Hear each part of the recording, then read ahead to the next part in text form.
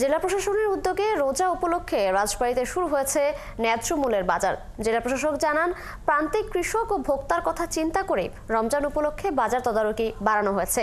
এছাড়াও প্রতিদিন কার্ডধারী বাদে আরও 800 ভোক্তার জন্য টিসিবির পণ্য কেনার সুযোগ করে দেওয়া হয়েছে। মেহেদী হাসানের তথ্য ছবিতে প্রতিবেদন।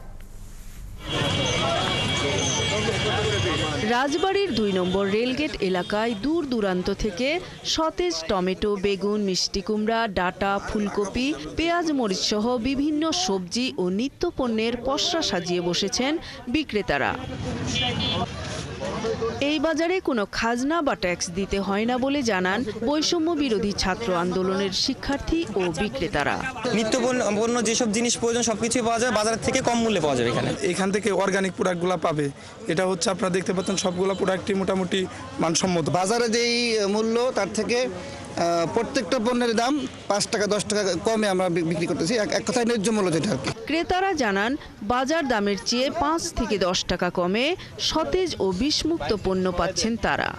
ভালো হয় না, খুবই ভালো লাগতেছে, কারণ অনেক কম টাকায় পাওয়া গেল। যারা মধ্য আয়ের লোক আবার নিম্ন আয়ের লোক তাদের জন্য খুবই সুবিধা হয়। টিসিবির যে বিশেষ ট্রাক সেল, এখানে সবাই উন্মুক্ত, ধনী গরিব নির্বিশেষে প্রত্যেকেই এই টিসিবির মালটা ক্রয় করতে পারতেছে।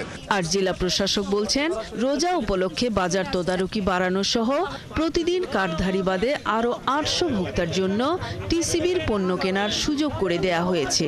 প্রতিদিনে আমাদের বাজার মনিটরিং টিম বের হচ্ছে, ভোক্তা অধিকার বাজার পরিদর্শন করছে, যাতে সাধারণ যে বাজারগুলো সেখানে যেন মূল্য হচ্ছে যে আমাদের গ্রাহকের ক্রয়সীমার মধ্যে থাকে।